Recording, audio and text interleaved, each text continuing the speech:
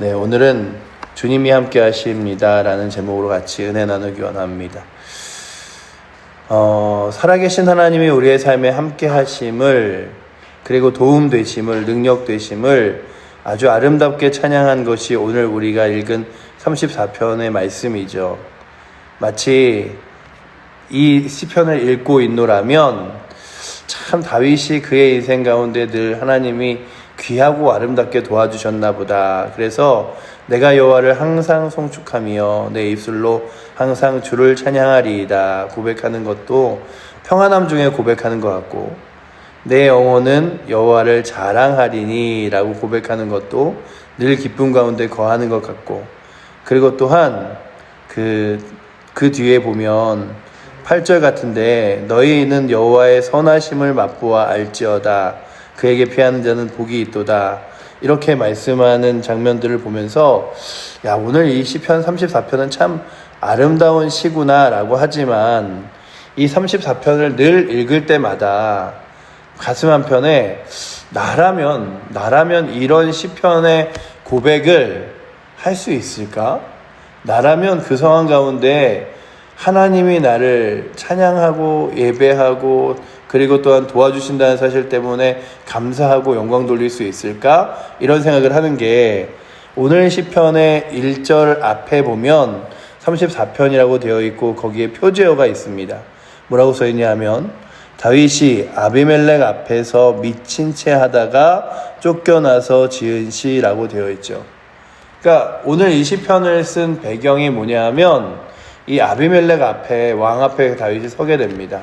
다윗이 이제 망명을 가갖고 그 망명 간 곳 중에서 이제 군대에 있는 사람들이 다윗 정도면은 충분히 우리가 이 사람을 받아들여서 이 사람으로 하여금 우리나라의 한 군대를 맡기거나 아니면 참 이렇게 쓸모가 있겠다, 이런 생각을 해요. 그리고서는 왕에게 보고를 합니다. 그리고 왕에게 보고하는 이야기를 다윗이 듣게 되는데 무엇이라고 말하냐 하면, 이 사람이 간첩으로 와 있을지, 그리고 우리에게 어떻게 도움이 될지 모르기 때문에 그를 보고서는 내가 판단하리라 라고 이야기하며 그 암살과 죽이려는 계획들을 가지고 다윗을 부릅니다.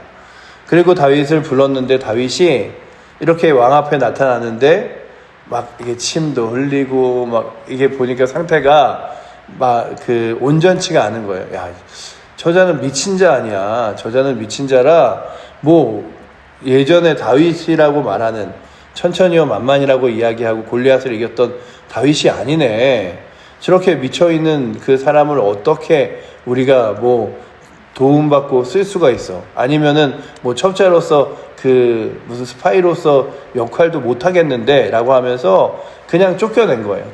우리나라에서 나가라 이러고서는 쫓겨나는 다윗이, 그가 그렇게 비참하리만큼 왕 앞에서 미친 척을 하고, 그리고 또한 그 쓸모없는 사람처럼 보여지는 그의 모습을 하면서 쫓겨난 이후에 하나님, 내가 정말로 주를 항상 찬양합니다, 이런 고백을 하는 거예요. 그러니까 제가 이 시편을 읽으며 느끼는 느낌은 그냥 이 진흙탕 속에 혼전히 빠져 있다가 거기서 겨우 이렇게 건져내어진 다윗이 그 온몸은 다 막 진흙이나 더러움으로 묻어 있고 막 이렇게 몸은 많이 지쳐 있지만 그의 입술에는 아름다운 찬양이 나오는 모습처럼 비춰지기도 합니다.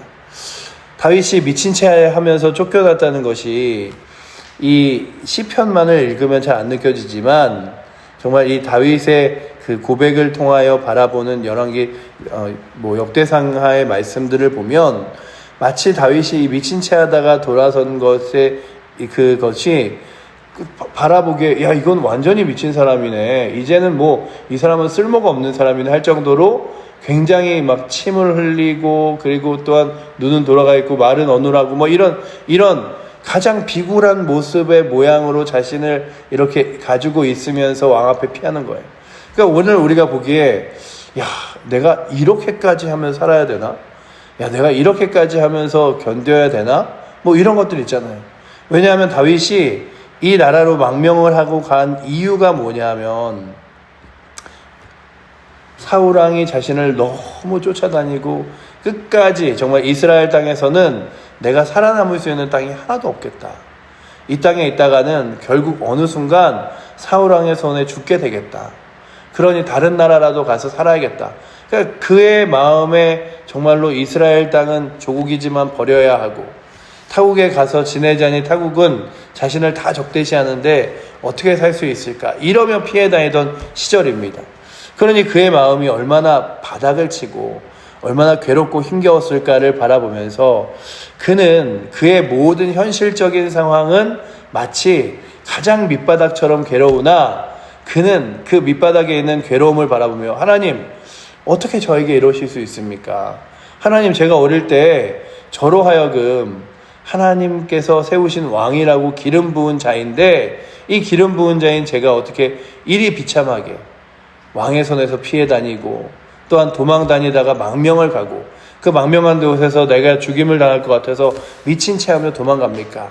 이런 게 아니라 내가 항상 하나님을 찬양하며 영광을 돌리는 것은 하나님께서 내가 그 하나님 앞에서 나와서 정말로 주를 찬양하며 예배할 때 도와주시는 분이기 때문입니다. 이런 고백을 하는 거예요. 그래서 34편을 읽을 때마다 이 상황과 그의 고백이 괴리감을 느끼는데 그럴 때마다 느끼는 게 어떤 고백이냐 하면, 그래, 다윗은 상황과 환경 가운데서 하나님 어떻게 나에게 이럴 수 있죠? 이게 아니라 하나님 지금도 나를 도와주시는군요. 하나님 지금도 나와 함께 하시는군요. 뿐만 아니라 내 마음처럼 곤고하고 힘들고 아파하는 자들과 함께 하시는군요. 그러니 내가 주를 모실 수밖에 없고 주와 함께 할 수밖에 없습니다 라고 고백하는 것 같아요. 그래서 1, 2절을 보시면 내가 여호와를 항상 송축하며 내 입술로 항상 주를 찬양하리이다. 내 영혼이 여호와를 자랑하리니 곤고한 자들이 이를 듣고 기뻐하리로다. 제가 이렇게 아비멜렉의 손길에서 죽임을 당하지 않고 나왔습니다, 여러분. 이게 내 능력이 아니라 하나님의 도우심입니다. 그러니 내가 하나님을 찬양하지 않을 수가 있겠습니까? 그러니 여러분들 마음이 낙심이 되고 어렵고 힘겨운 여러분들 하나님께 구하십시오. 하나님께서 지혜를 주시고 은혜를 주시고 도와주셔서 함께 하십니다. 이런 고백을 하는데 제가 이 고백을 들으면서도 계속해서 내가 다윗이라면 그럴 수 있을까?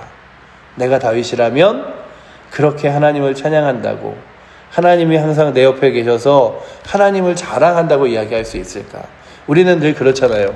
전도하자 그러면은 우리의 마음속에 아유, 제가 잘 배운 것도 아니고 제가 뭐 많이 잘 사는 것도 아니고, 그래서 어떤 분들은 그런 얘기를 해요. 예전에 제가 전도 많이 했죠.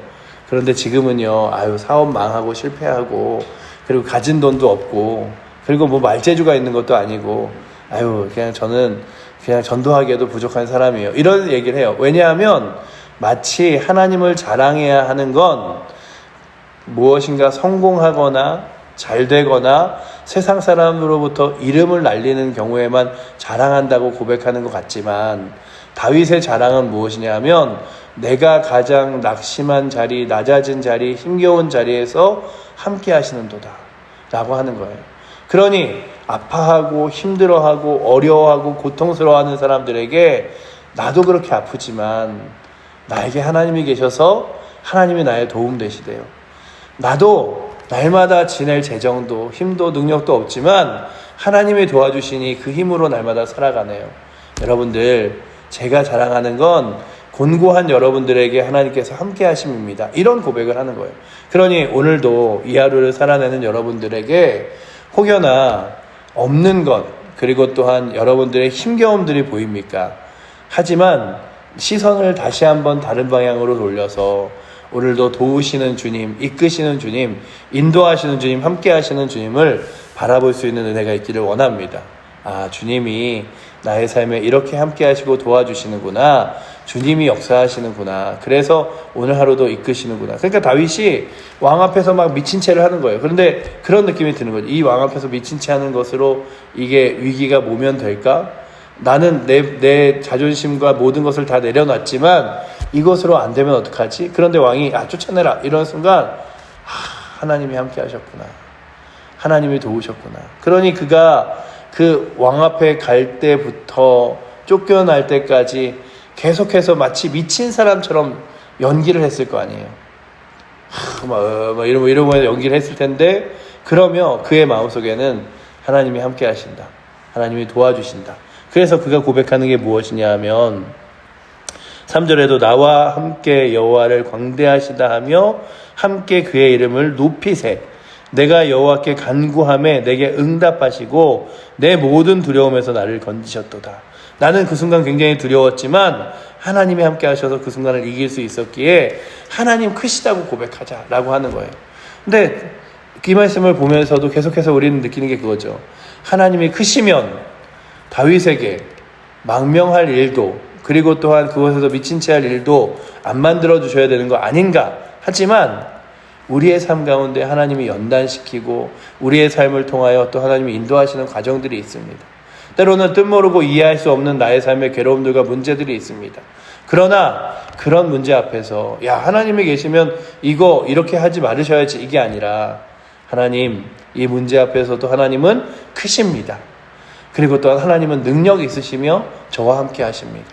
주님, 그러니 오늘도 제 앞에 놓여진 여러 가지 힘겹고 어려운 문제들을 그냥 불평하고 지나가는 것이 아니라 크신 하나님을 의지하여 이겨내며 크신 하나님을 신뢰하여 감사하며 지나가게 하여 주시옵소서. 그래서 여러분 앞에 있는 놓여진 문제가 그냥 불평거리가 아니라 하나님이 함께 하시고 도우시는 가장 큰 힘과 능력의 자리로 뒤돌아볼 수 있기를 원합니다. 그래서 오늘 6절에도 이렇게 써있죠. 이 곤고한 자가 부르짖음에 여호와께서 들으시고 그 모든 환난에서 구원하셨도다. 여호와의 천사가 주를 경외하는 자를 둘러 진치고 그들을 건지시는도다. 하나님, 제가 너무 힘들어요. 그러니 저 좀 도와주세요. 그럴 때에 하나님께서 그 도와주시고 인도하시는데 그게 마치 그 구원의 손길 같은데 그냥 구원의 손길이 아니라 하나님의 거룩한 천사들이 나를 둘러 호위하며 진치는 것 같더라 라고 하는 거예요. 그러니 오늘도 여러분들 게하시가 그 눈을 뜨잖아요. 아니, 우리 이제 다 포위당하고 죽은 거 아닙니까? 라고 하자 게하시의 눈을 쫙 뜨게 하니까 게하시가 하늘의 천군 천사와 군사들을 바라보잖아요. 우리 막힌 게 아니구나. 하나님이 함께 하시는구나. 하나님의 군사가 우리를 지키고 있구나. 이런 것들을 보게 되죠. 그러니 오늘도 우리들이 다시 한번 영적인 눈을 떠서 내 삶 가운데서 보호하시고 이끄시고 도우시고 또한 천사들의 군사로 나를 호위하셔서 이끄시는 하나님의 거룩한 능력과 영광을 맛볼 수 있는 은혜가 있기를 원합니다. 이게 바로 다윗이 고백한 거예요. 항상 주의 거룩한 은혜와 능력을 맛보아 알지어다 라고 하는 거죠. 그래서 8절에 보시면 그런 고백을 하죠. 그렇게 내가 어려움 당하는 곳에서 힘겨운 곳에서 나와 보니 하나님의 천군 천사가 나를 지키시더라. 그 은혜가 너무 귀하더라. 그러니 오늘도 너희는 여호와의 선하심을 맛보아 알지어다. 그에게 피하는 자는 복이 있도다. 라고 고백합니다. 그러니 하나님께 피하여 하나님을 의지하여 그가 도우시고 이끄시는 귀한 손길을 감사함으로 맛보아 아는 은혜가 오늘도 이 새벽에 나오신 여러분들과 저에게 있어서 주님이 선하십니다. 주님이 능력이십니다. 라고 고백하며 나아갈 수 있기를 원합니다. 우리 마지막으로 우리 9절 10절 말씀 같이 한번 읽고 마무리하도록 하겠습니다. 너희 성도들아 여호와를 경외하라. 그를 경외하는 자에게는 부족함이 없도다. 젊은 사자는 궁핍하여 줄일지라도 여호와를 찾는 자는 모든 좋은 것으로 부족함이 없으리로다. 아멘. 하나님을 경외하고 찬양하라. 그에게는 부족함이 없도다. 이 부족함이 없다는 것은요, 여호와는 나의 목자시니 내게 부족함이 없으리로다 고백했던 다윗의 시편 23편의 고백과 같이 다윗이 또다시 고백하는 거예요. 근데 다윗의 인생을 바라보고 이 순간을 바라보면 도대체 부족함이 없다는 건 뭔가라고 한다면 부족함이 없다는 건 풍족함은 아닌 것 같습니다. 이렇게 많이 갖고 있어서 내 곳간에 내 주머니에 내 삶에 가득가득하구나. 이게 부족함이 없는 게 아니라 필요할 때 채우시고 필요할 때 도우시고 필요할 때 함께 하심으로 인하여 하나님의 은혜를 맛보는 것이 부족함이 없는 것 같아요. 그렇다면 오늘도 여러분들 손 안에 뭐 그렇잖아요. 자녀를 도와주는데 막 내 돈에 내 수중에 몇 억이 있어서 자녀에게 막 닥덕덕 집도 사주고, 그리고 어려움 당할 때 내가 도와줄게 하고, 내 건강이 막 충분해서 날마다 살아가는데 막 하나도 힘겹지 않고 지내면 좋겠죠. 그러나 또 오늘 우리가 오늘도 무릎 아프고 다리 아프고 힘들지만 새벽에 나와서 교회에 올 수 있는 만큼의 힘을 주시고, 하루를 살아갈 수 있을 만큼의 힘을 주시고, 오늘 하루 먹고 지낼 수 있는 순간에 그런 재정을 주시고 하는 것들. 그래서 오늘도 부족함이 없다는 것은 이 하루를 지내기에, 그리고 내 삶의 힘겨움을 견디기에 부족함이 없이 하나님이 주신다는 것으로 알고, 또 이 하루도 하나님 의지하며 믿음으로 나아갈 수 있는 은혜가. 그래서 젊은 사자는 궁핍하대요. 다 내 것 같이 보여서 다 모든 것을 소유하고 있어서 야 저거 없으면 안 되는데 하고 궁핍하지만, 하나님을 의지하는 자는 모든 좋은 것으로 부족함이 없으리로다. 주님, 제가요 세상의 눈으로 욕심부리며 욕망을 가지고 늘 배고프다 말하는 자가 아니라 하나님 의지하여 하나님께서 주시는 힘으로 풍족하다 감사하다 누리며 살아갈 수 있도록 주님 붙들어 주시옵소서. 그래서 주께서 주시는 풍족함으로 오늘 이 하루도, 우리가 그렇잖아요. 우리의 문제도 어려움도 주 앞에 기도할 때에 하나님이 도와주실 것을 알기에, 하나님이 함께 하실 것을 알기에 오늘도 풍족하다면 이 기도의 자리가, 삶의 자리가 하나님의 은혜로 풍족하여, 마치 다윗이 그의 상황은 가장 암담해 보이지만 그의 입술에서는 가장 아름다운 고백을 찬양하며 주 앞에 나왔듯이, 그렇게 이 하루를 지내는 은혜가 오늘도 이 새벽에 나오신 여러분들과 우리 사랑하는 모든 칠보제일교회 성도들에게 있기를 축복합니다. 기도하겠습니다. 사랑의 하나님, 감사합니다. 내가 여호와를 항상 송축하며 내가 항상 주를 내 앞에 모신다고 고백하며, 아버지 하나님, 주를 경외하는 자에게는 부족함이 없다고 말씀하시는 이 하나님의 거룩한 말씀을 바라보며 오늘도 부족함 없는 인생을 감사함으로 살아가기 원합니다.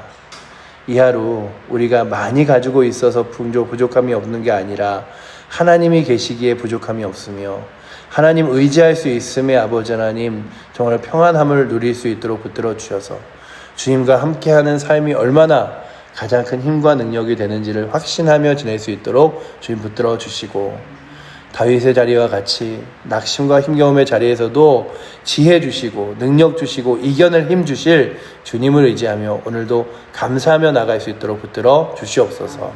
우리를 사랑하시는 살아계신 예수 그리스도 이름으로 기도드립니다. 아멘.